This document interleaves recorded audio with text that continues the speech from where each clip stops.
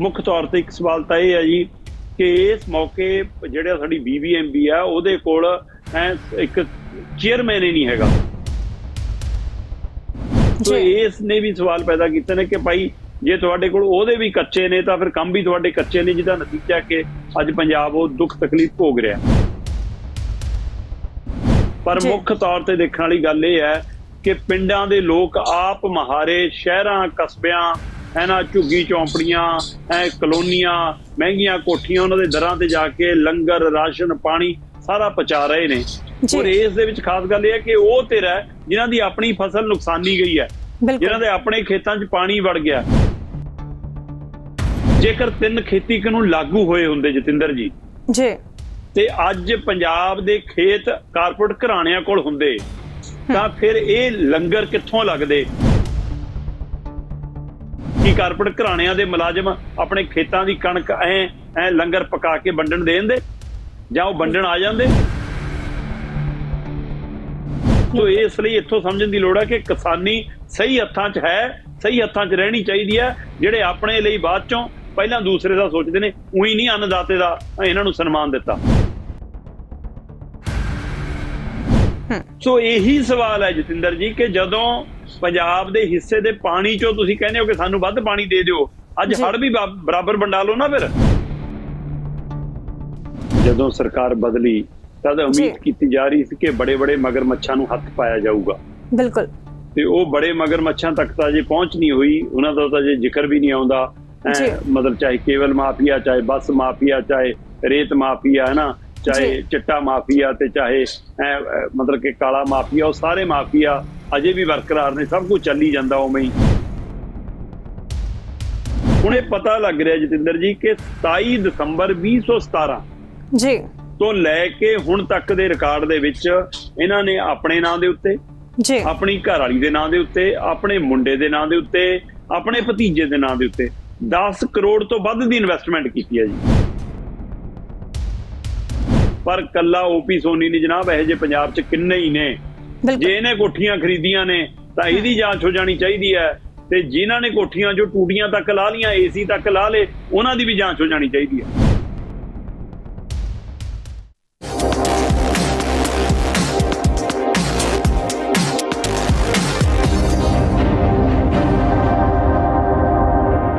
ਸਤਿ ਸ਼੍ਰੀ ਅਕਾਲ। ਗਲੋਬਲ ਪੰਜਾਬ ਟੀਵੀ ਵੇਖ ਰਹੇ ਸਾਰੇ ਦਰਸ਼ਕਾਂ ਦਾ ਸਵਾਗਤ। ਮੈਂ ਜਤਿੰਦਰ ਕੌਰ।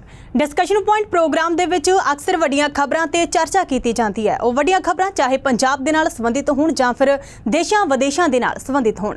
ਇਹਨਾਂ ਖਬਰਾਂ ਤੇ ਚਰਚਾ ਕਰਨ ਦੇ ਲਈ ਹਰ ਵਾਰ ਦੀ ਤਰ੍ਹਾਂ ਇਸ ਪ੍ਰੋਗਰਾਮ ਦੇ ਵਿੱਚ ਮੇਰੇ ਨਾਲ ਮੌਜੂਦ ਹੁੰਦੇ ਨੇ ਸੀਨੀਅਰ ਪੱਤਰਕਾਰ ਦੀਪਕ ਸ਼ਰਮਾ ਚਨਾਰਥਲ ਜੀ। ਸਭ ਤੋਂ ਪਹਿਲਾਂ ਪ੍ਰੋਗਰਾਮ ਡਿਸਕਸ਼ਨ ਪੁਆਇੰਟ ਵਿੱਚ ਉਹਨਾਂ ਦਾ ਸਵਾਗਤ ਕਰਦੇ ਹਾਂ। ਸਵਾਗਤ ਹੈ ਸਰ ਪ੍ਰੋਗਰਾਮ ਡਿਸਕਸ਼ਨ ਪੁਆਇੰਟ 'ਚ ਤੁਹਾਡਾ। ਸ਼ੁਕਰੀਆ ਜਤਿੰਦਰ ਜੀ। ਸਾਰੇ ਦਰਸ਼ਕਾਂ ਨੂੰ ਮੇਰੀ ਪਿਆਰ ਭਰੀ ਸਤਿ ਸ਼੍ਰੀ ਅਕਾਲ ਜੀ। ਦੀਪ ਜੀ, ਇਸ ਪ੍ਰੋਗਰਾਮ ਦੇ ਵਿੱਚ ਲਗਾਤਾਰ ਆਪਾਂ ਜੋ ਪੰਜਾਬ ਦੀ ਮੌਜੂਦਾ ਸਥਿਤੀ ਬਣੀ ਹੋਈ ਹੈ, ਜੋ ਭਾਰੀ ਬਰਸਾਤ ਤੇ ਹੜ੍ਹਾਂ ਤੋਂ ਬਾਅਦ ਜੋ ਪੰਜਾਬ ਦਾ ਨੁਕਸਾਨ ਇਸ ਪਾਣੀ ਨੇ ਕੀਤਾ, ਹੁਣ ਜਿਹੜਾ ਦਰਿਆਵਾਂ ਦੇ ਵਿੱਚੋਂ ਪਾਣੀ ਛੱਡਿਆ ਜਾ ਰਿਹਾ ਹੈ ਉਹ ਪਾਣੀ ਸਾਂਭਿਆ ਨਹੀਂ ਜਾ ਰਿਹਾ। ਹਾਲਾਂਕਿ ਪੰਜਾਬ ਨੇ ਕਿਹਾ ਕਿ ਰਾਜਸਥਾਨ ਤੇ ਹਰਿਆਣਾ ਨੂੰ ਕਿ ਪਾਣੀ ਲੈ ਲਿਆ ਜਾਵੇ, ਪਰ ਉਹਨਾਂ ਨੇ ਇਨਕਾਰ ਕਰ ਦਿੱਤਾ ਤੇ ਪਾਕਿਸਤਾਨ ਨੇ ਹਾਂ ਕਰ ਦਿੱਤੀ ਹੈ। ਪਾਕਿਸਤਾਨ ਦੇ ਵੱਲ ਇਹ ਦਰਿਆਵਾਂ ਦਾ ਪਾਣੀ ਆ ਉਹ ਛੱਡਿਆ ਗਿਆ। ਕਿਵੇਂ ਵੇਖਦੇ ਹੋ ਪੰਜਾਬ ਦੇ ਮੌਜੂਦਾ ਹਾਲਾਤਾਂ ਨੂੰ? ਜਤਿੰਦਰ ਜੀ, ਬਿਲਕੁਲ। ਬੇਸ਼ੱਕ ਪਿਛਲੇ 2 ਦਿਨਾਂ ਤੋਂ ਮੀਂਹ ਤੋਂ ਥੋੜੀ ਰਾਹਤ ਹੈ। ਸ਼ਹਿਰਾਂ ਦੇ ਖੇਤਰਾਂ ਚੋਂ, ਪਿੰਡਾਂ ਦੇ ਖੇਤਰਾਂ ਚੋਂ ਪਾਣੀ ਦਾ ਪੱਧਰ ਥੋੜਾ ਘਟਿਆ ਏ, ਪਰ ਜਿਹੜਾ ਦਰਿਆਈ ਪਾਣੀ ਹੈ ਜਾਂ ਦਰਿਆਵਾਂ ਦੇ ਕਿਨਾਰੇ ਵਸਦੇ ਜਿਹੜੇ ਖੇਤਰ ਨੇ ਉਹਨਾਂ ਦੇ ਵਿੱਚ ਪਾਣੀ ਦੀ ਆਮਦ ਵਧੀ ਵੀ ਹੈ। ਚਾਹੇ ਉਹ ਮਤਲਬ ਕਿ ਦੱਖਣੀ ਮਾਲਵਾ ਖੇਤਰ ਹੋਵੇ, ਫਾਜ਼ਿਲਕਾ, ਫਿਰੋਜ਼ਪੁਰ, ਫਰੀਦਕੋਟ, ਉਸ ਖੇਤਰ ਦੇ ਵਿੱਚ ਖਾਸੀ ਪਾਣੀ ਦੀ ਮਾਰ ਵਧਣ ਦੀਆਂ ਖਬਰਾਂ ਆ ਰਹੀਆਂ। ਇੱਧਰ ਦੂਸਰੇ ਪਾਸੇ ਸੰਗਰੂਰ ਵਾਲੇ ਪਾਸੇ ਵੀ, ਜਾਂ ਇੱਧਰ ਪੰਚਕੂਲਾ ਤੇ ਜੀਰਕਪੁਰ ਦੇ ਨਾਲ ਲੱਗਦੇ ਖੇਤਰ 'ਚ ਘੱਗਰ ਦੀ ਮਾਰ ਵੀ। ਸੋ ਸਤਲੁਜ ਦੇ ਵਿੱਚ ਵੀ ਪਾਣੀ ਦਾ ਪੱਧਰ ਵਧਣ ਕਾਰਨ ਕਈ, ਖਾਸ ਕਰਕੇ ਇੱਥੋਂ ਤੱਕ ਕਿ ਬਾਰਡਰ ਦੇ ਖੇਤਰ ਦੇ ਵਿੱਚ ਤਾਂ ਪਤਾ ਲੱਗ ਰਿਹਾ ਕੰਡਿਆਲੀ ਤਾਰ ਦੇ ਆਰ ਪਾਰ ਵੀ ਪਾਣੀ ਵੱਡੀ ਤਾਦਾਦ 'ਚ ਦੇਖਿਆ ਜਾ ਰਿਹਾ। ਤੇ ਪੌਂਗ ਡੈਮ ਤੋਂ ਪਾਣੀ ਛੱਡ ਦਿੱਤਾ ਗਿਆ। ਸੋ ਉਹਦੇ ਨਾਲ ਵੀ ਬੇਸ਼ੱਕ ਭਾਖੜਾ ਡੈਮ ਤੋਂ BBMB ਵੱਲੋਂ ਕਿਹਾ ਗਿਆ ਕਿ ਨਹੀਂ, ਅਜੇ ਪਾਣੀ ਛੱਡਣ ਦੀ ਜ਼ਰੂਰਤ ਨਹੀਂ ਹੈ, ਸਾਡੇ ਕੋਲ ਸਮਰੱਥਾ ਹੈ ਪਾਣੀ ਸੰਭਾਲਣ ਦੀ।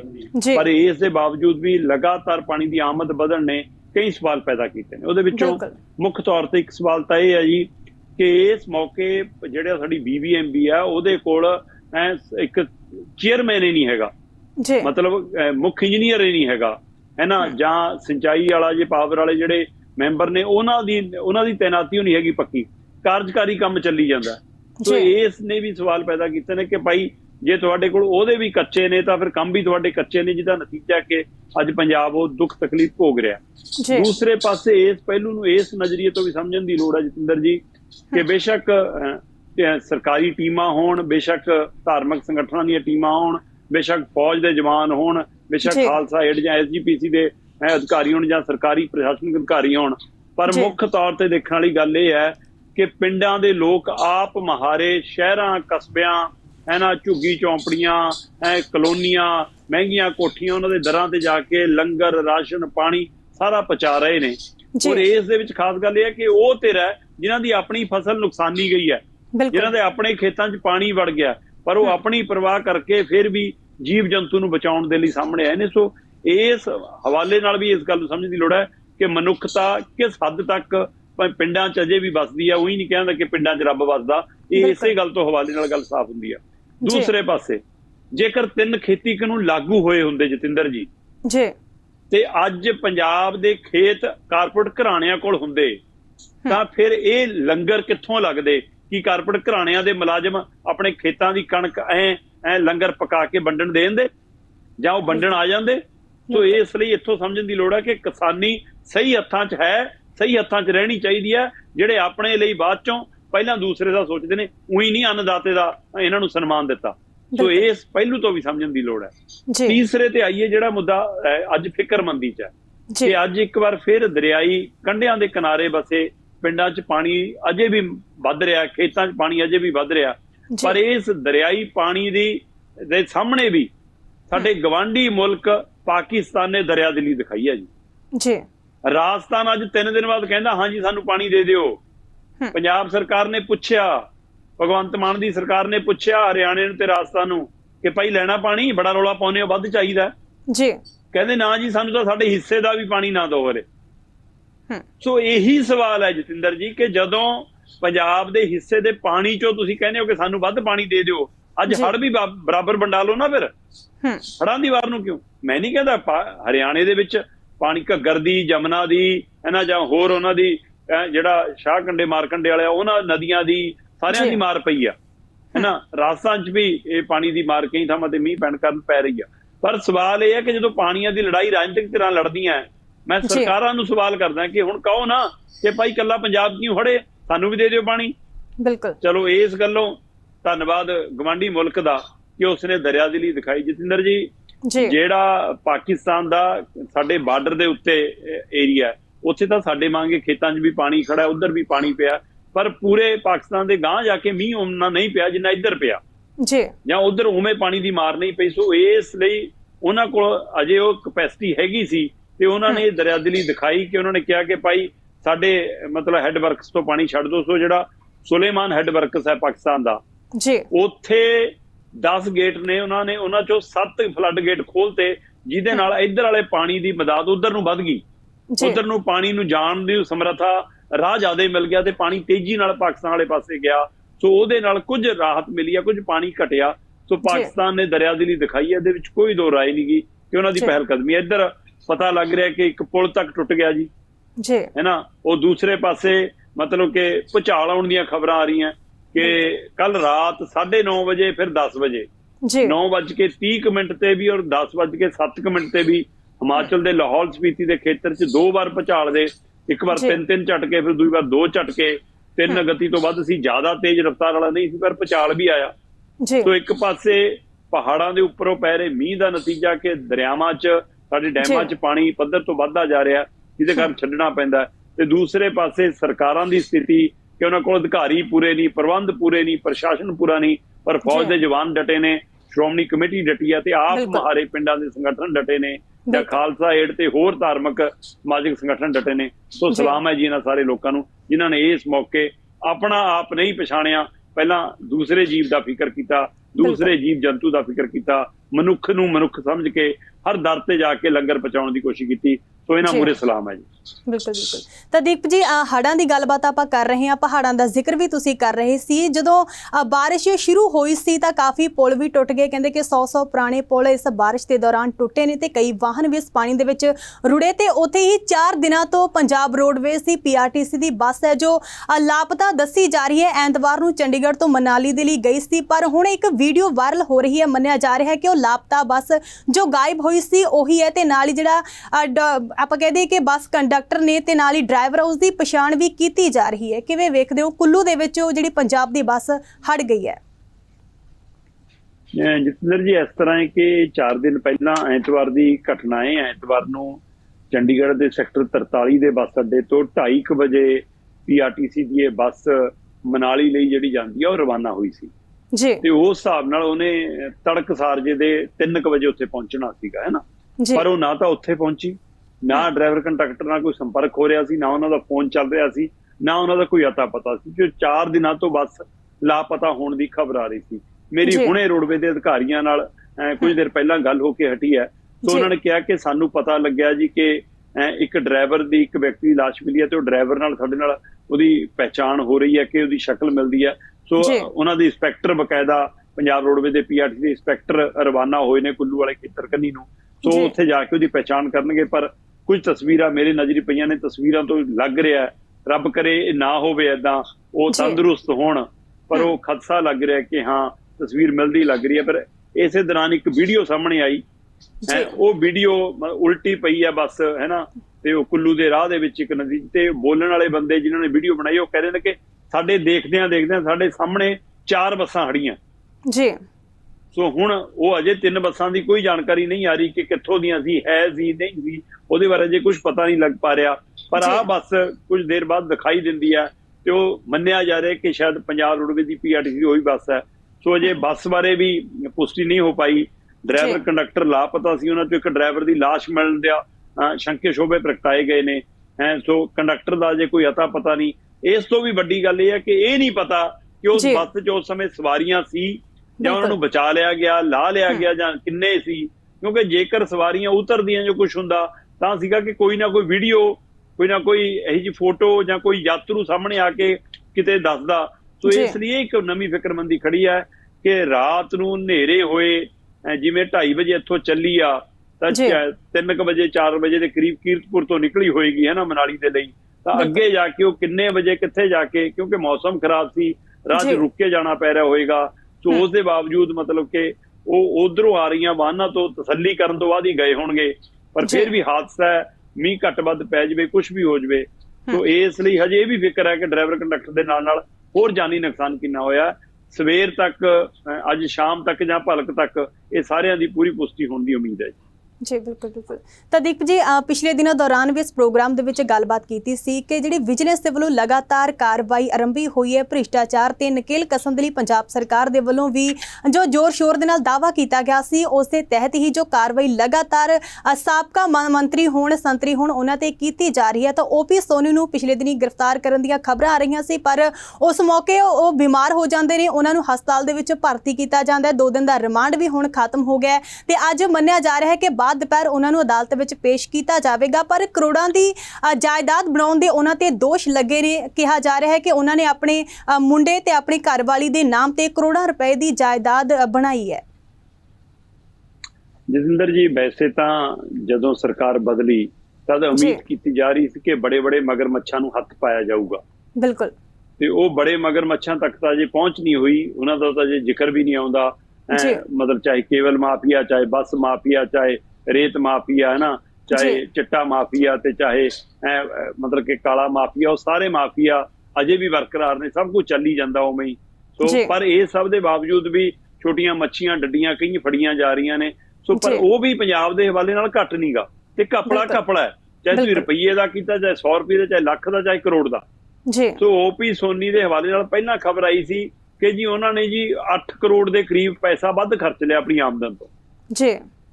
ਬੇਸ਼ੱਕ ਉਹਨਾਂ ਤੋਂ 8-9 ਮਹੀਨੇ ਤੋਂ ਪੁੱਛਗਿੱਛ ਜਾਰੀ ਸੀ, ਪਰ 9 ਜੁਲਾਈ ਨੂੰ ਉਹਨਾਂ ਦੇ ਖਿਲਾਫ FIR ਹੁੰਦੀ ਆ ਅੰਮ੍ਰਿਤਸਰ, ਉਸੇ ਦਿਨ ਉਹਨਾਂ ਦੀ ਗ੍ਰਿਫਤਾਰੀ ਹੋ ਜਾਂਦੀ ਆ। ਤੇ ਉਸੇ ਦਿਨ ਇਹ ਸਾਹਮਣੇ ਆਉਂਦਾ ਕਿ ਜਿੰਨੀ ਉਹਨਾਂ ਨੇ ਜਾਂ ਉਹਨਾਂ ਦੇ ਟੱਬਰ ਨੇ 2016 ਤੋਂ ਲੈ ਕੇ 1 ਅਪ੍ਰੈਲ 2016 ਤੋਂ ਲੈ ਕੇ 31 ਮਾਰਚ 2022 ਤੱਕ ਇਸ ਸਮੇਂ ਦੇ ਦਰਮਿਆਨ ਮਤਲਬ ਕਿ ਇਹਨਾਂ 4 ਸਾਲਾਂ ਦੇ 6 ਸਾਲਾਂ ਦੇ ਦਰਮਿਆਨ ਜੋ ਉਹਨਾਂ ਨੇ ਆਮਦਨ ਟੱਬਰ ਨੇ ਕਮਾਈ, ਉਸ ਆਮਦਨ ਦੇ ਬਜਾਏ 8 ਕਰੋੜ ਤੋਂ ਵੱਧ ਖਰਚ ਲਿਆ। ਮਤਲਬ ਕਹਿੰਦੇ ਕਮਾਈ 4.52 ਕਰੋੜ ਸੀ, 4 ਕਰੋੜ 52 ਲੱਖ, ਖਰਚ ਦਿੱਤਾ 12 ਕਰੋੜ 48 ਲੱਖ, ਮਤਲਬ 7 ਕਰੋੜ 96 ਲੱਖ, 8 ਕਰੋੜ ਵੱਧ ਖਰਚਿਆ ਜੀ। ਪਰ ਹੁਣ ਵਿਜੀਲੈਂਸ ਦੇ ਹਵਾਲੇ ਨਾਲੇ ਅਗਲੇ ਪੜਾਅ 'ਚ ਜਾਣਕਾਰੀ ਮਿਲੀ ਕਿ ਭਾਈ ਇਹਨਾਂ ਨੇ ਤਾਂ 10 ਕਰੋੜ ਤੋਂ ਵੱਧ ਨਿਵੇਸ਼ ਕੀਤਾ ਹੋਇਆ ਜੀ, ਇਨਵੈਸਟਮੈਂਟ ਆ 10 ਕਰੋੜ ਤੋਂ ਵੱਧ ਦੀ। ਔਰ ਇਹ ਇਨਵੈਸਟਮੈਂਟ ਉਹ ਹੈ ਜਿਹੜੀ ਆਪਣੇ ਇਹਨਾਂ ਨੇ ਰਿਕਾਰਡ 'ਚ ਵੀ ਨਹੀਂ ਦਿਖਾਈ, ਆਪਣੇ ਇਨਕਮ ਟੈਕਸ ਦੀ ਰਿਟਰਨ 'ਚ ਵੀ ਨਹੀਂ ਦਿਖਾਈ।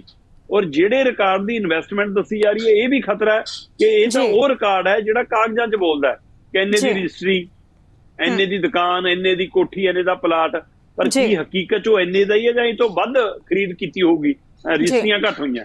ਹੁਣ ਇਹ ਪਤਾ ਲੱਗ ਰਿਹਾ ਜਤਿੰਦਰ ਜੀ ਕਿ 27 ਦਸੰਬਰ 2017 ਜੀ ਤੋਂ ਲੈ ਕੇ ਹੁਣ ਤੱਕ ਦੇ ਰਿਕਾਰਡ ਦੇ ਵਿੱਚ ਇਹਨਾਂ ਨੇ ਆਪਣੇ ਨਾਂ ਦੇ ਉੱਤੇ, ਆਪਣੀ ਘਰ ਵਾਲੀ ਦੇ ਨਾਂ ਦੇ ਉੱਤੇ, ਆਪਣੇ ਮੁੰਡੇ ਦੇ ਨਾਂ ਦੇ ਉੱਤੇ, ਆਪਣੇ ਭਤੀਜੇ ਦੇ ਨਾਂ ਦੇ ਉੱਤੇ 10 ਕਰੋੜ ਤੋਂ ਵੱਧ ਦੀ ਇਨਵੈਸਟਮੈਂਟ ਕੀਤੀ ਹੈ ਜੀ। ਆ ਲਓ ਮੇਰੇ ਕੋਲ ਕੁਝ ਰਿਕਾਰਡ ਪਿਆ ਜਨਾਬ ਨੇ, ਕਹਿੰਦੇ ਨਿਊ ਚੰਡੀਗੜ੍ਹ 'ਚ, ਵੈਸੇ ਨਿਊ ਚੰਡੀਗੜ੍ਹ 'ਚ ਤਾਂ ਕਈਆਂ ਦੇ ਫਾਰਮ ਹਾਊਸ ਬੋਲਦੇ ਆ, ਇਹਨਾਂ ਦੀ ਜਾਂਚ ਕਰਨੀ ਸੀ, ਉਧਰ ਨੂੰ ਸਰਕਾਰ ਅਜੇ ਗਈ ਨਹੀਂ ਹੈ ਜਾਂ ਪਤਾ ਨਹੀਂ ਡਰ ਨਾ ਲੱਗਦਾ ਹੋਵੇ।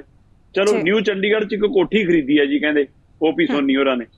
ਉਹ ਕੋਠੀ ਰਿਕਾਰਡ ਦੇ ਵਿੱਚ 1 ਕਰੋੜ 25 ਲੱਖ ਦੀ ਹੈ ਜੀ, ਤੇ ਇਹ ਓਪੀ ਸੋਨੀ ਦੇ ਨਾਮ ਬੋਲਦੀ ਹੈ। ਇਸੇ ਤਰ੍ਹਾਂ ਅੰਮ੍ਰਿਤਸਰ ਦੇ ਵਿੱਚ 11 ਕਨਾਲ, ਲਗਭਗ 1.5 ਕਿੱਲੇ ਦੇ ਕਰੀਬ ਥਾਂ ਬਣਦੀ, 1 ਕਨਾਲ ਘੱਟ, ਉਹ ਜੀ 1 ਕਰੋੜ 34 ਲੱਖ ਦੀ ਜਗ੍ਹਾ ਲਈ ਹੈ, ਉਹ ਸੋਨੀ ਹੋਰਾਂ ਦੇ ਨਾਂ ਤੇ, ਉਹਨਾਂ ਦੀ ਘਰ ਵਾਲੀ ਦੇ ਨਾਂ ਤੇ ਬੋਲਦੀ ਆ। ਇਸੇ ਤਰ੍ਹਾਂ ਅੰਮ੍ਰਿਤਸਰ ਦੇ ਵਿੱਚ ਫਾਰਮ ਹਾਊਸ ਲਿਆ 4 ਕਰੋੜ ਦਾ ਜੀ, ਕਹਿੰਦੇ 4 ਕਰੋੜ 29 ਲੱਖ ਦਾ, ਉਹ ਮੁੰਡੇ ਤੇ ਭਤੀਜੇ ਦੇ ਨਾਂ ਤੇ ਹੈ। ਇਸੇ ਤਰ੍ਹਾਂ ਅੰਮ੍ਰਿਤਸਰ ਦੀਆਂ ਕੰਪਨੀਆਂ 'ਚ ਹਿੱਸਾ ਪਾਇਆ 1 ਕਰੋੜ 29 ਲੱਖ ਦਾ ਜੀ, ਉਹ ਵੀ ਓਪੀ ਸੋਨੀ ਦੇ ਖੁਦ ਤੇ ਮੁੰਡੇ ਦੇ ਨਾਂ ਤੇ ਹੈ। ਇਸੇ ਤਰ੍ਹਾਂ ਜੀ ਹੋਰ ਕੰਪਨੀਆਂ 'ਚ ਹਿੱਸਾ ਪਾਇਆ, ਅੰਮ੍ਰਿਤਸਰ 'ਚ ਕੋਠੀ 'ਚ ਹਿੱਸਾ ਪਾਇਆ 42-43 ਲੱਖ ਦਾ ਹਿੱਸਾ ਪਾਇਆ ਜੀ, ਉਹ ਮੁੰਡੇ ਦੇ ਨਾਂ ਤੇ ਬੋਲਦਾ ਜੀ ਹਿੱਸੇਦਾਰੀ। ਫਿਰ ਗੋਲਡਨ ਉਹਦੇ ਵਿੱਚ 51 ਲੱਖ ਰੁਪਇਆ ਲਾਤਾ ਜੀ। ਫਿਰ ਸਾਈ ਸੀ, ਸਾਈ ਐਲ, ਪਤਾ ਨਹੀਂ ਇਹਨਾਂ 'ਚ ਕੰਪਨੀਆਂ 'ਚ ਪੈਸਾ ਲਾਇਆ, ਪੈਸਾ ਕਰੀਬ 1.5 ਕਰੋੜ ਰੁਪਇਆ ਜੀ।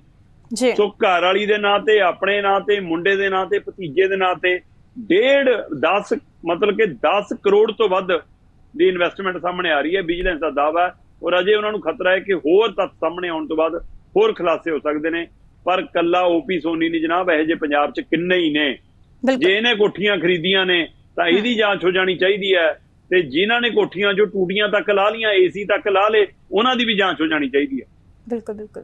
ਤਾਂ ਦੀਪੂ ਜੀ, ਲਗਾਤਾਰ ਇਸ ਪ੍ਰੋਗਰਾਮ ਦੇ ਵਿੱਚ ਆਪਾਂ ਪੰਜਾਬ ਸਰਕਾਰ ਦੇ ਵੱਲੋਂ ਜੋ ਪੰਜਾਬ ਦੇ ਵਿੱਚ ਸਰਕਾਰੀ ਸਕੂਲਾਂ ਦਾ ਜੋ ਮਿਆਰ ਆ ਉੱਚਾ ਚੁੱਕਣ ਦੇ ਲਈ, ਚਾਹੇ ਉਹ ਨਵੀਂ ਸਿੱਖਿਆ ਨੀਤੀ ਲਿਆਉਣੀ ਹੋਵੇ ਜਾਂ ਹੁਣ ਨਵੀਂ ਰਣਨੀਤੀ ਲਿਆਉਣੀ ਹੋਵੇ ਸਰਕਾਰੀ ਸਕੂਲਾਂ ਦੇ ਲਈ, ਹੁਣ ਸਰਕਾਰ ਦੇ ਵੱਲੋਂ ਨਵੀਂ ਰਣਨੀਤੀ ਬਣਾਈ ਗਈ ਹੈ। ਕਹਿੰਦੇ ਕਿ ਇਸ ਦੇ ਨਾਲ ਜਿਹੜਾ ਅਧਿਆਪਕਾਂ ਦੇ ਸਿਰ ਤੇ ਬੋਝ ਵੀ ਘਟੇਗਾ, 150 ਕੈਂਪਸ ਮੈਨੇਜਰ ਨਿਯੁਕਤ ਹੋਣ ਜਾ ਰਹੇ ਨੇ। ਕੀ ਉਸ ਦਾ ਫਾਇਦਾ ਹੋਵੇਗਾ ਤੇ ਕਿਵੇਂ ਅਧਿਆਪਕਾਂ ਦੇ ਸਿਰ ਤੋਂ ਉਹਨਾਂ ਨੂੰ ਨਿਯੁਕਤੀ ਤੋਂ ਬਾਅਦ ਜਿਹੜਾ ਬੋਝ ਉਹ ਘਟੇਗਾ? ਦੇਖੋ ਬਿਲਕੁਲ ਜੀ, ਜਦੋਂ ਪੰਜਾਬ ਦਾ ਆਮ ਆਦਮੀ ਪਾਰਟੀ ਨੇ ਆ ਪਿਛਲਾ ਬਜਟ ਦਿੱਤਾ ਸੀ ਮਾਰਚ ਮਹੀਨੇ ਦਾ, ਉਹਦੇ ਵਿੱਚ ਇਹ ਤਜਵੀਜ਼ ਰੱਖੀ ਸੀ ਕਿ ਅਸੀਂ ਸਕੂਲਾਂ ਦੇ ਵਿੱਚ ਤੁਸੀਂ ਪ੍ਰਬੰਧਕ ਮੈਨੇਜਰ ਕਹਿ ਲਓ, ਕੈਂਪਸ ਮੈਨੇਜਰ ਕਹਿ ਲਓ, ਕਿ ਉਹਨਾਂ ਦੀ ਨਿਯੁਕਤੀ ਕਰਾਂਗੇ ਜੀ, ਤੇ ਉਹਦੇ ਲਈ ਬਕਾਇਦਾ ਫੰਡ ਰੱਖੇ ਗਏ ਸੀ। ਤੇ ਹੁਣ ਇਹਨਾਂ ਦੀ ਭਰਤੀ ਕਰਨ ਦਾ ਕ੍ਰਾਈਟੇਰੀਆ ਸਾਹਮਣੇ ਆ ਗਿਆ ਜੀ। ਬਕਾਇਦਾ ਤੌਰ ਤੇ ਇਹਨਾਂ ਨੇ ਕਿਹਾ ਜੀ ਕਿ 20 ਜੁਲਾਈ ਤੱਕ ਅਪਲਾਈ ਕਰ ਸਕਦੇ ਨੇ ਬੰਦੇ ਜਿਨ੍ਹਾਂ ਨੇ ਪੋਸਟ ਲੈਣੀ ਹੈ। ਉਹਦੇ ਲਈ ਕੀ ਚਾਹੀਦਾ ਜੀ, ਤੁਸੀਂ ਪੰਜਾਬ ਸਰਕਾਰ ਤੋਂ, ਤੁਸੀਂ ਕੇਂਦਰ ਸਰਕਾਰ ਤੋਂ, ਜਾਂ ਕਿਸੇ ਵੀ ਸਰਕਾਰੀ ਕਿਸੇ ਅਹੁਦੇ ਤੋਂ ਸੀ ਕੈਟਾਗਰੀ ਤਹਿਤ ਜੇ ਨੌਕਰੀ ਕਰਨ ਤੋਂ ਬਾਅਦ ਰਿਟਾਇਰ ਹੋ ਗਏ ਹੋ ਜੀ, ਤਾਂ ਰਿਟਾਇਰਡ ਅਧਿਕਾਰੀਆਂ ਦੇ ਲਈ ਜੀ ਇਹ ਕੈਂਪਸ ਮੈਨੇਜਮੈਂਟ ਦੀ, ਕੈਂਪਸ ਮੈਨੇਜਰ ਦੀ, ਪ੍ਰਬੰਧਕੀ ਮੈਨੇਜਰ ਦੀ ਪੋਸਟ ਹੈ ਜੀ। ਤੁਹਾਡੀ ਉਮਰ 65 ਸਾਲ ਤੋਂ ਉੱਪਰ ਨਹੀਂ ਚਾਹੀਦੀ। ਤੁਸੀਂ ਸਕੂਲ ਦੇ ਵਿੱਚ ਅੱਧਾ ਘੰਟਾ ਪਹਿਲਾਂ ਆਉਣਾ ਤਾਂ ਕਿ ਸਫਾਈ ਦਾ ਸਾਰਾ ਪ੍ਰਬੰਧ ਦੇਖ ਸਕੋ, ਬਿਜਲੀ ਪਾਣੀ ਦਾ ਸਾਰਾ ਪ੍ਰਬੰਧ ਦੇਖ ਸਕੋ, ਸਾਰੀ ਤੁਹਾਡੀ ਦੇਖ ਰੇਖ 'ਚ ਹੋਣੀ ਚਾਹੀਦੀ ਹੈ ਸਫਾਈ। ਤੇ ਛੁੱਟੀ ਹੋਣ ਤੋਂ ਅੱਧਾ ਘੰਟਾ ਬਾਅਦ ਜਾਣਾ ਹੈ ਤਾਂ ਕਿ ਸਾਰਾ ਸਮਾਨ ਸਹੀ ਥਾਂ ਤੇ ਅੰਦਰ ਰੱਖਿਆ ਜਾਵੇ, ਤਾਲੇ ਲੱਗ ਜਾਣ, ਕੋਈ ਬੱਚਾ, ਕਿਸੇ ਬੱਚੇ ਦੀ ਕੋਈ ਚੀਜ਼ ਕੁਛ ਇਹੋ ਜਿਹਾ ਨਾ ਰਹੇ, ਇਹ ਨਿਗਾਹ ਰੱਖਣੀ ਹੈ। ਇਹ ਤਾਂ ਹੈ ਜੀ ਰੋਜ਼ ਦਾ ਕੰਮ ਇਹਨਾਂ ਦਾ। ਇਹ ਤੋਂ ਬਿਨਾਂ ਸਕੂਲ 'ਚ ਬਿਜਲੀ ਦੇ ਕੋਈ ਮਸਲਾ ਆ ਗਿਆ, ਰਿਪੇਅਰ ਆ ਗਈ, ਕੋਈ ਬਿਲਡਿੰਗ ਦੀ ਰਿਪੇਅਰ ਆ ਗਈ, ਕੋਈ ਨਵੀਂ ਉਸਾਰੀ ਹੈ, ਕੋਈ ਸਮਾਨ ਖਰੀਦਣਾ ਹੈ, ਕੋਈ ਰਸਦ ਲੈਣੀ ਹੈ, ਕੋਈ ਕਾਗਜ਼ ਪੱਤਰ ਖਰੀਦਣੇ ਨੇ, ਉਹ ਸਾਰਾ ਪ੍ਰਬੰਧ ਵੀ ਇਹਨਾਂ ਦੀ ਦੇਖ ਰੇਖ ਹੇਠ ਹੋਊਗਾ। ਇਹ ਤੋਂ ਬਿਨਾਂ ਸ਼ਨੀ ਐਤਵਾਰ ਨੂੰ ਜਾਂ ਛੁੱਟੀ ਵਾਲੇ ਦਿਨ ਕੋਈ ਸਮਾਗਮ ਆ ਗਿਆ, ਕੋਈ ਪੇਪਰ ਆ ਗਿਆ, ਤਾਂ ਵੀ ਇਹਨਾਂ ਦੀ ਹਾਜ਼ਰੀ ਲਾਜ਼ਮੀ ਹੈ। ਸੋ ਇਹਨਾਂ ਦੇ ਲਈ ਕ੍ਰਾਈਟੇਰੀਆ ਇਹ ਰੱਖਿਆ ਜੀ ਕਿ ਇਹ ਰਿਟਾਇਰਡ ਅਧਿਕਾਰੀ ਹੋਣ, ਸੀ ਕੈਟਾਗਰੀ ਤਹਿਤ ਰਿਟਾਇਰ ਹੋਣ, ਹੈ ਤੇ 20 ਜੁਲਾਈ ਤੱਕ ਇਹ ਅਪਲਾਈ ਕਰ ਸਕਦੇ ਨੇ। ਔਰ ਖਾਸ ਗੱਲ ਇਹ ਹੈ ਕਿ ਇਹਨਾਂ ਦੀ ਪੜ੍ਹਾਈ BA ਤੱਕ ਦੀ ਮਾਧਿਅਮ ਜ਼ਰੂਰ ਮਤਲਬ ਗ੍ਰੈਜੂਏਸ਼ਨ ਤੱਕ ਕਿਸੇ ਵੀ ਸਟਰੀਮ ਦੇ ਵਿੱਚ ਕੀਤੀ ਹੋਈ ਗ੍ਰੈਜੂਏਸ਼ਨ ਹੋਵੇ, ਚਾਹੇ ਉਹ BA ਹੋਵੇ, BCom ਹੋਵੇ, BSc ਹੋਵੇ, ਉਹ ਜ਼ਰੂਰੀ ਹੈ। ਪਰ 10ਵੀਂ ਤੱਕ ਪੰਜਾਬੀ ਪੜ੍ਹੀ ਹੋਵੇ ਜਾਂ ਪੰਜਾਬੀ ਦੇ ਬਰਾਬਰ ਦੀ ਪ੍ਰੀਖਿਆ ਪਾਸ ਕੀਤੀ ਹੋਵੇ। ਸੋ ਇਸ ਕ੍ਰਾਈਟੇਰੀਆ ਦੇ ਨਾਲ ਰੱਖ ਕੇ ਹਲੇ 150 ਬੰਦਾ ਰੱਖਣਾ ਜੀ। ਸੋ 150 ਬੰਦੇ ਮੈਨੂੰ ਦੇਖ ਰਿਹਾ ਸੀਗਾ ਕਿ ਲੁਧਿਆਣੇ 'ਚ 19 ਬੰਦੇ ਰੱਖ ਹੋਣੇ, ਲੁਧਿਆਣੇ ਜ਼ਿਲ੍ਹੇ 'ਚ ਜੀ, ਅੰਮ੍ਰਿਤਸਰ ਜ਼ਿਲ੍ਹੇ 'ਚ 15 ਬੰਦੇ ਰੱਖ ਹੋਣੇ ਆ ਜੀ, ਪਟਿਆਲਾ ਜ਼ਿਲ੍ਹੇ 'ਚ 15 ਬੰਦੇ ਰੱਖ ਹੋਣੇ ਆ ਜੀ, ਫਾਜ਼ਿਲਕਾ 'ਚ 11 ਮਤਲਬ ਕਿ ਕੈਂਪਸ ਮੈਨੇਜਰ ਰੱਖ ਹੋਣੇ ਆ ਜੀ, ਜਲੰਧਰ 'ਚ 9 ਰੱਖ ਹੋਣੇ ਆ, ਸੰਗਰੂਰ 'ਚ 8 ਰੱਖ ਹੋਣੇ ਆ, ਗੁਰਦਾਸਪੁਰ, ਬਠਿੰਡਾ, ਸ਼੍ਰੀ ਮੁਕਤਸਰ ਸਾਹਿਬ 7 ਕੈਂਪਸ ਮੈਨੇਜਰ ਰੱਖ ਹੋਣੇ ਆ ਜੀ, ਫਿਰੋਜ਼ਪੁਰ 'ਚ 6 ਨੇ, ਮੋਹਾਲੀ, ਰੋਪੜ, ਹੁਸ਼ਿਆਰਪੁਰ, ਤਰਨਤਾਰਨ 5 ਨੇ ਜੀ, ਇਸੇ ਤਰ੍ਹਾਂ ਫਤਿਹਗੜ੍ਹ ਸਾਹਿਬ 'ਚ 3 ਨੇ ਜੀ, ਤੇ ਹੋਰ ਜ਼ਿਲ੍ਹਿਆਂ 'ਚ 2 ਨੇ। ਸੋ 150 ਬੰਦਾ ਰੱਖਣਾ ਜੀ ਅਜੇ ਪੰਜਾਬ ਦੇ ਵਿੱਚ। ਇਹ ਸੈਂਪਲ ਕਹਿ ਲਓ ਜੀ। ਹਾਂ, ਇਹ 2 ਚੀਜ਼ ਇਹਦੇ ਵਿੱਚੋਂ ਸਭ ਤੋਂ ਚੰਗੀ ਗੱਲ ਹੈ ਜੀ ਕਿ ਅਧਿਆਪਕਾਂ ਨੂੰ ਰਾਹਤ ਮਿਲੂਗੀ, ਹੈ ਨਾ। ਕੋਈ ਰਾਸ਼ਨ ਢੋਂਦਾ ਸੀ, ਕੋਈ ਚਿੱਠੀਆਂ ਬਣਾਉਂਦਾ ਸੀ, ਕੋਈ ਲਿਸਟਾਂ ਬਣਾਉਂਦਾ ਸੀ, ਪ੍ਰਿੰਸੀਪਲ ਉਲਝੇ ਰਹਿੰਦੇ ਸੀ, ਉਹਨਾਂ ਨੂੰ ਹੁਣ ਕਲਾਸਾਂ ਲਾਉਣ ਦਾ ਵੀ ਮੌਕਾ ਮਿਲੂਗਾ। ਸੋ ਇਹ ਰਾਹਤ ਹੈ। ਇਹ ਪਹਿਲ ਕਦਮੀ ਜੇਕਰ ਸਿਰੇ ਚੜ੍ਹਦੀ ਹੈ ਤਾਂ ਚੰਗੀ ਹੈ। ਪਰ ਇਹਦੇ ਵਿੱਚ 2 ਗੱਲਾਂ ਦਾ ਫਿਕਰ ਹੈ ਜਤਿੰਦਰ ਜੀ। ਪਹਿਲੀ ਗੱਲ ਦਾ ਫਿਕਰ ਤਾਂ ਇਹ ਹੈ ਕਿ ਕਹਿੰਦੇ ਕਿ ਪੰਜਾਬੀ ਤੱਕ 10ਵੀਂ ਤੱਕ ਪੰਜਾਬੀ ਪੜ੍ਹੀ ਹੋਵੇ ਜਾਂ ਪੰਜਾਬੀ ਬਰਾਬਰ ਦੀ ਪ੍ਰੀਖਿਆ। ਸੋ ਇੱਥੇ ਖਤਰਾ ਇਹ ਹੈ ਕਿ ਇਹਦੀ ਆੜ 'ਚ ਕਿਤੇ ਇਹ ਨਾ ਹੋਵੇ ਦਿੱਲੀ ਤੋਂ ਲਿਆ ਕੇ ਰੱਖ ਲੈਣ ਬੰਦੇ। ਪਹਿਲੀ ਗੱਲ ਤਾਂ ਇਹ।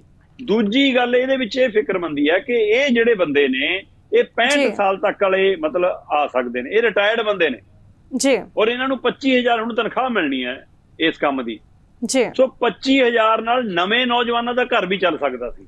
ਬਿਲਕੁਲ, ਰਿਟਾਇਰਡ ਬੰਦਿਆਂ ਨੂੰ ਪਹਿਲਾਂ ਹੀ ਸਰਕਾਰੀ ਉਹਦਾ ਰਿਟਾਇਰਮੈਂਟ ਨੂੰ ਪੈਨਸ਼ਨ ਮਿਲਦੀ ਹੋਣੀ, ਗੁਜ਼ਾਰੇ ਜੋਗਾ ਭੱਤਾ ਮਿਲਦਾ ਉਹਨਾਂ ਨੂੰ ਜੀ, ਗੁਜ਼ਾਰੇ ਜੋਗੀ ਤਨਖਾਹ ਮਿਲਦੀ ਹੈ, ਉਹਨਾਂ ਦਾ ਬੁਢਾਪਾ ਕੱਟਣ ਲਈ ਉਹ ਸਹੀ ਹੈ। ਸੋ ਨਵੀਂ ਪੀੜ੍ਹੀ ਜਿਹੜੀ ਟੈਂਕੀਆਂ ਤੇ ਚੜ ਰਹੀ ਹੈ, ਉਹਨਾਂ ਬੱਚਿਆਂ ਨੂੰ ਜੇਕਰ ਰੁਜ਼ਗਾਰ ਦਿੰਦੇ ਤਾਂ 25,000 ਨਾਲ ਚੰਗਾ ਘਰ ਚੱਲ ਸਕਦਾ ਸੀ ਜੀ। ਪਰ ਹੁਣ ਆਹ 25,000 ਵਾਲੇ ਜਿਹੜੇ ਨਵੀਂ ਭਰਤੀ ਕਰਨੀ ਹੈ ਕੈਂਪਸ ਮੈਨੇਜਰ, ਇਹਨਾਂ ਨੂੰ ਕਹਿੰਦੇ ਉੱਕਾ ਪੁੱਕਾ 25,000 ਦੇਵਾਂਗੇ। ਇਹ ਸਰਕਾਰ ਤਾਂ ਕਹਿੰਦੀ ਸੀ ਪੱਕੀ ਭਰਤੀ ਕਰਾਂਗੇ ਜੀ। ਹੁਣ ਇਹ ਠੇਕਿਆਂ ਵਾਲੀ ਆ ਗਏ, ਹੁਣ ਇਹ ਕਦੇ ਰਿਟਾਇਰਡ ਪਟਵਾਰੀ, ਕਦੇ ਰਿਟਾਇਰਡ ਮੁਲਾਜ਼ਮ। ਕੀ ਇਹ ਨਵੇਂ ਬੱਚਿਆਂ ਨੂੰ ਰੁਜ਼ਗਾਰ ਨਹੀਂ ਦੇ ਸਕਦੇ ਸੀ? ਔਰ ਅੱਜ ਤੁਸੀਂ ਕਹਿੰਦੇ ਹੋ 25,000 ਉੱਕਾ ਪੁੱਕਾ ਦੇਣਾ, ਕੱਲ ਨੂੰ ਇਹ ਬਜ਼ੁਰਗ ਵੀ ਕਹਿਣਾ ਸਰ ਟੈਂਕੀ ਤੇ ਚੜ੍ਹਨ ਲੱਗਿਆ, ਪੱਕੀ ਨੌਕਰੀ ਦਿਓ ਸਾਨੂੰ ਤਾਂ। ਇਸ ਲਈ ਇਹ ਸਾਰੇ ਪਹਿਲੂਆਂ ਤੇ ਗੌਰ ਕਰਨ ਦੀ ਲੋੜ ਹੈ। ਪਰ ਇਸ ਮਸਲੇ ਤੇ ਅਜਿਹੇ ਕੈਂਪਸ ਮੈਨੇਜਰ ਜੇ ਰੱਖੇ ਜਾਂਦੇ ਨੇ ਤਾਂ ਅਧਿਆਪਕਾਂ ਨੂੰ ਪੜ੍ਹਾਈ ਵਾਲੇ ਖੇਤਰ 'ਚ ਜੇਕਰ ਕੰਮ ਕਰਨ ਦਾ ਮੌਕਾ ਮਿਲਦਾ ਤਾਂ ਸਹੀ ਹੈ। ਪਰ ਸਰਕਾਰ ਨੂੰ ਸੋਚਣਾ ਚਾਹੀਦਾ ਹੈ ਕਿ ਬਜ਼ੁਰਗਾਂ ਦੀ ਬਜਾਏ, ਰਿਟਾਇਰਡ ਬੰਦਿਆਂ ਦੀ ਬਜਾਏ ਜੇਕਰ ਇਹੀ ਰੁਜ਼ਗਾਰ ਨਵੇਂ ਬੱਚਿਆਂ ਨੂੰ, ਨਵੀਂ ਪੀੜ੍ਹੀ ਨੂੰ ਮਿਲੇ ਤਾਂ ਹੋਰ 4 ਘਰਾਂ 'ਚ ਚੁੱਲ੍ਹਾ ਬਲ ਸਕਦਾ। ਬਿਲਕੁਲ। ਤਾਂ ਦੀਪ ਜੀ, ਰਹਿੰਦੇ 3 ਮਿੰਟਾਂ ਦੇ ਵਿੱਚ ਇੱਕ ਹੋਰ ਖਬਰ ਤੇ ਚਰਚਾ ਕਰ ਲੈਂਦੇ ਹਾਂ। ਟੋਰਾਂਟੋ ਤੋਂ ਰਾਸ਼ਟਰੀ ਰਾਜਧਾਨੀ ਦਿੱਲੀ ਦੇ ਲਈ ਇੱਕ ਫਲਾਈਟ ਆ ਰਹੀ ਸੀ, ਉਸ ਫਲਾਈਟ ਦੇ ਵਿੱਚ ਕੁੱਟਮਾਰ ਕੀਤੀ ਗਈ ਹੈ। ਇਲਜ਼ਾਮ ਲੱਗੇ ਨੇ ਕਿ ਇੱਕ ਨੇਪਾਲੀ ਸੀ, ਉਸਨੇ ਕੁਝ ਸਾਥੀਆਂ ਦੇ ਨਾਲ ਮਿਲ ਕੇ ਉੱਥੇ ਫਲਾਈਟ ਦੇ ਅੰਦਰ ਹੀ ਕੁੱਟਮਾਰ ਕੀਤੀ ਹੈ ਤੇ ਨਾਲ ਹੀ ਵਾਸ਼ਰੂਮ ਦੇ ਦਰਵਾਜ਼ੇ ਵੀ ਤੋੜ ਦਿੱਤੇ ਨੇ। ਜੀ ਪਿਛਲੇ ਕੁਝ ਦਿਨਾਂ ਤੋਂ ਨਾ ਮਤਲਬ ਜਹਾਜ਼ਾਂ ਦੀਆਂ ਛੇੜਖਾਨੀਆਂ, ਕੁੱਟਮਾਰ, ਖਿੱਚੋਤਾਣ, ਇਹ ਜਿਹੀਆਂ ਖਬਰਾਂ ਦੀ ਬਹੁਤ ਚਰਚਾ ਹੈ। ਜੇਕਰ ਮੈਂ 2-3 ਮੋਟੀਆਂ ਗੱਲਾਂ ਕਰਾਂ, 24 ਜੂਨ ਦੀ ਇੱਕ ਘਟਨਾ ਹੈ ਜੀ। ਕਹਿੰਦੇ ਕਿ ਮੁੰਬਈ ਤੋਂ ਦਿੱਲੀ ਜਹਾਜ਼ ਜਾ ਰਿਹਾ ਸੀ, ਉਹ 'ਚ ਲੜਾਈ ਦੀ ਖਬਰ ਆਈ। 에ਅਰ ਇੰਡੀਆ ਦਾ ਜਹਾਜ਼ ਸੀ। ਇਸੇ ਤਰ੍ਹਾਂ ਫਿਰ ਅਪ੍ਰੈਲ ਮਹੀਨੇ ਦੇ ਵਿੱਚ 에ਅਰ ਇੰਡੀਆ ਦਾ ਜਹਾਜ਼ ਸੀਗਾ, ਦਿੱਲੀ ਤੋਂ ਲੰਡਨ ਜਾ ਰਿਹਾ ਸੀ। ਉਹ 'ਚ ਅਜਿਹੀ ਬਦਤਮੀਜ਼ੀ ਕੀਤੀ ਬੰਦੇ ਨੇ ਕਿ ਉਹਨਾਂ ਨੇ ਜਹਾਜ਼ ਵਾਪਸ ਲਿਆ ਕੇ ਦਿੱਲੀ ਉਤਾਰ ਲਿਆ ਤੇ ਉਹਨੂੰ ਗ੍ਰਿਫਤਾਰ ਕਰਾਇਆ। ਇੱਥੋਂ ਤੱਕ ਕਿ 에ਅਰ ਇੰਡੀਆ ਦੇ ਇੱਕ ਜਹਾਜ਼ ਦੇ ਵਿੱਚ ਨਵੰਬਰ ਮਹੀਨੇ 'ਚ ਤਾਂ ਇੱਕ ਸ਼ਰਾਬੀ ਨੇ ਮਤਲਬ ਕਿ ਬਜ਼ੁਰਗ ਮਹਿਲਾ ਦੇ ਉੱਤੇ ਪਿਸ਼ਾਬ ਤੱਕ ਕਰਤਾ ਸੀਗਾ। ਸੋ ਉਸ ਦੇ ਨਾਲ ਤੇ 에ਅਰ ਇੰਡੀਆ ਦੇ ਪਾਇਲਟ ਦਾ ਵੀ ਮਤਲਬ ਕਿ 3 ਮਹੀਨੇ ਲਈ ਉਹਦਾ ਜਿਹੜਾ ਲਾਇਸੈਂਸ ਸੀਗਾ ਉਹ ਸਸਪੈਂਡ ਕੀਤਾ ਤੇ 에ਅਰਲਾਈਨਸ ਨੂੰ ਵੀ 30 ਲੱਖ ਦਾ ਜੁਰਮਾਨਾ ਹੋਇਆ। ਤੇ ਪਰ ਅਜੇ ਵੀ ਲੋਕ ਸੁਧਰਦੇ ਨਹੀਂ। ਮੈਨੂੰ ਲੱਗਦਾ ਜੀ ਜਿਹੜੇ 에ਅਰਪੋਰਟ ਤੇ ਲੋਕ ਜਦੋਂ ਜਹਾਜ਼ ਚੜ੍ਹਨ ਲਈ ਆਉਂਦੇ ਨੇ ਤਾਂ ਉਹ 3 ਘੰਟੇ 4 ਘੰਟੇ ਪਹਿਲਾਂ ਬੁਲਾਏ ਜਾਂਦੇ ਨੇ। ਤੇ ਜਿੱਥੇ ਸਮਾਨ ਦੀ ਜਾਂਚ ਹੁੰਦੀ ਹੈ ਉੱਥੇ ਇਹਨਾਂ ਦੇ ਦਿਮਾਗ ਦੀ ਜਾਂਚ ਵੀ ਹੋ ਜਾਣੀ ਚਾਹੀਦੀ ਆ ਕਿ ਇਹਨਾਂ ਨੂੰ 10 ਮਿੰਟ ਦਾ ਇੱਕ ਕੋਰਸ ਹੋਵੇ ਕਿ ਭਾਈ ਜਹਾਜ਼ 'ਚ ਐਂ ਸਫ਼ਰ ਕਰਨਾ। ਹੁਣ ਜਿਹੜੀ ਤਾਜ਼ੀ ਘਟਨਾ ਹੈ ਜੀ, ਉਹ ਬਕਾਇਦਾ ਟੋਰਾਂਟੋ ਤੋਂ ਦਿੱਲੀ ਜਾ ਰਹੀ ਸੀ, 에ਅਰ ਇੰਡੀਆ ਦੀ ਫਲਾਈਟ ਸੀ। ਇਹ ਫਲਾਈਟ ਨੰਬਰ A188 ਸੀ, ਜਿਹਦੇ ਵਿੱਚ ਇੱਕ ਨੇਪਾਲੀ ਸੀਗਾ, ਜਿਹੜਾ ਨੇਪਾਲੀ ਮੂਲ ਦਾ ਹੈ ਨਾ, ਉਹ ਬੰਦਾ ਚੜ੍ਹਦਾ ਹੈ, ਮਹੇਸ਼ ਸਿੰਘ ਪੰਡਤ। ਇਹ ਬੰਦਾ ਜਦੋਂ ਆਪਣੀ ਸੀਟ ਤੇ ਆਉਂਦਾ ਤਾਂ ਇਹਦੀ ਸੀਟ ਤਾਂ ਸੀ 26, ਪਰ ਇਹ 26F ਤੇ ਬੈਠ ਜਾਂਦਾ। ਤੇ ਜਦੋਂ ਕਰੂ ਮੈਂਬਰ ਇਹਨੂੰ ਕਹਿੰਦਾ ਕਿ ਤੁਹਾਡੀ ਸੀਟ ਨਹੀਂ ਹੈ, ਉਹਦੇ ਨਾਲ ਲੜਨ ਲੱਗ ਜਾਂਦਾ। ਉਹ ਪਾਇਲਟ ਨੂੰ ਸ਼ਿਕਾਇਤ ਕਰਦਾ ਤੇ ਪਾਇਲਟ ਆ ਕੇ ਉਹਨੂੰ ਸਮਝਾਉਂਦਾ। ਪਾਇਲਟ ਦੇ ਕਿਹਾ ਤੇ ਉਹ ਮੂੰਹ ਜਾ ਬਣਾ ਕੇ ਬਹਿ ਜਾਂਦਾ। ਤੇ ਚੰਦ ਮਿੰਟਾਂ ਬਾਅਦ ਉਹ ਬਾਥਰੂਮ ਜਾਂਦਾ ਤੇ ਉੱਥੇ ਉਹ ਸਮੋਕ ਕਰਨ ਲੱਗਦਾ, ਸਿਗਰਟ ਪੀਣ ਲੱਗਦਾ, ਬੀੜੀ ਪੀਣ ਲੱਗਦਾ ਤੇ ਉਹਦੇ ਨਾਲ ਮਤਲਬ ਕਿ ਉੱਥੇ ਅਲਾਰਮ ਵੱਜ ਜਾਂਦਾ। ਸੋ ਉਸ ਤੋਂ ਬਾਅਦ ਹਫੜਦੜ ਤਪੜੀ ਮਚ ਜਾਂਦੀ ਹੈ। ਸਵਾਲ ਇਹ ਹੈ ਕਿ ਫਿਰ ਚੈਕਿੰਗ ਮਸ਼ੀਨਾਂ ਕਿੱਥੇ ਗਈਆਂ ਜਿਨ੍ਹਾਂ ਨੂੰ ਪਤਾ ਨਹੀਂ ਲੱਗਿਆ ਲਾਈਟਰ ਕਿਵੇਂ ਆ ਗਿਆ, ਬੀੜੀਆਂ ਸਿਗਰਟਾਂ ਕਿਵੇਂ ਆ ਗਈਆਂ ਅੰਦਰ। ਬਿਲਕੁਲ ਸੋ ਖਤਰਨਾਕ ਹੈ। ਸੋ ਚਲੋ ਉਹ ਤੋਂ ਬਾਅਦ ਜਦੋਂ ਉਹਨੂੰ ਕਰੂ ਮੈਂਬਰ, ਪਾਇਲਟ, ਸਵਾਰੀਆਂ, ਉਹ ਸਾਰੇ ਨੂੰ ਰੋਕਣ ਦੀ ਸਮਝਾਉਣ ਦੀ ਕੋਸ਼ਿਸ਼ ਕਰਦੇ ਤਾਂ ਉਹਨਾਂ ਨੂੰ ਕੁੱਟਮਾਰ ਸ਼ੁਰੂ ਕਰ ਦਿੰਦਾ। ਇੱਥੋਂ ਤੱਕ ਕਿ ਲੱਤਾਂ ਮਾਰ ਭੰਨਤੋੜ ਕਰਕੇ ਜਹਾਜ਼ ਦੇ ਬਾਥਰੂਮ ਦਾ ਦਰਵਾਜ਼ਾ ਤੱਕ ਤੋੜ ਦਿੰਦਾ। ਸ਼ੁਕਰ ਆ ਬਾਥਰੂਮ ਦਾ ਦਰਵਾਜ਼ਾ ਹੀ ਸੀ, ਮੁੱਖ ਦਰਵਾਜ਼ਾ ਨਹੀਂ ਤੋੜਤਾ। ਸੋ ਇਸ ਲਈ ਉਹ ਬੰਦਾ ਪਤਾ ਨਹੀਂ ਕਿਵੇਂ ਔਖੇ ਪਾਰੇ ਹੁੰਦੇ ਫਿਰ ਉਹ ਉਡਾਨ ਦਿੱਲੀ ਪਹੁੰਚਦੀ ਆ ਤੇ ਦਿੱਲੀ ਉਤਰਦੇ ਸਾਰ ਉਹਨੂੰ ਗ੍ਰਿਫਤਾਰ ਕਰਾਇਆ ਜਾਂਦਾ। ਤੇ ਹੁਣ ਉਹ ਗ੍ਰਿਫਤਾਰ ਹੈ ਜੀ, ਪਰ ਇਹ ਘਟਨਾਵਾਂ ਲਗਾਤਾਰ ਵਾਪਰ ਰਹੀਆਂ, ਇਸ ਲਈ ਇਹ ਫਿਕਰਮੰਦੀ। ਬਿਲਕੁਲ ਬਿਲਕੁਲ। ਤਾਂ ਧੰਨਵਾਦ ਦੀਪਕ ਸ਼ਰਮਾ ਚਨਾਰਥਲ ਜੀ ਇਹਨਾਂ ਖਬਰਾਂ ਤੇ ਅਹਿਮ ਵਿਚਾਰ ਸਾਂਝੇ ਕਰਨ ਦੇ ਲਈ। ਬਹੁਤ ਸ਼ੁਕਰੀਆ ਜਤਿੰਦਰ ਜੀ, ਬਹੁਤ ਸ਼ੁਕਰੀਆ ਜੀ। ਸੋ ਅੱਜ ਦੇ ਡਿਸਕਸ਼ਨ ਪੁਆਇੰਟ ਪ੍ਰੋਗਰਾਮ ਦੇ ਵਿੱਚ ਇੰਨਾ ਹੀ। ਕੱਲ ਮੁੜ ਹਾਜ਼ਰ ਹੋਵਾਂਗੇ ਵੱਡੀਆਂ ਖਬਰਾਂ ਤੇ ਚਰਚਾ ਕਰਨ ਦੇ ਲਈ। ਤਦ ਤੱਕ ਲਈ ਸਾਨੂੰ ਦਿਓ ਇਜਾਜ਼ਤ। ਤੁਸੀਂ ਵੇਖਦੇ ਰਹੋ ਗਲੋਬਲ ਪੰਜਾਬ ਟੀਵੀ। ਸਤਿ ਸ਼੍ਰੀ ਅਕਾਲ।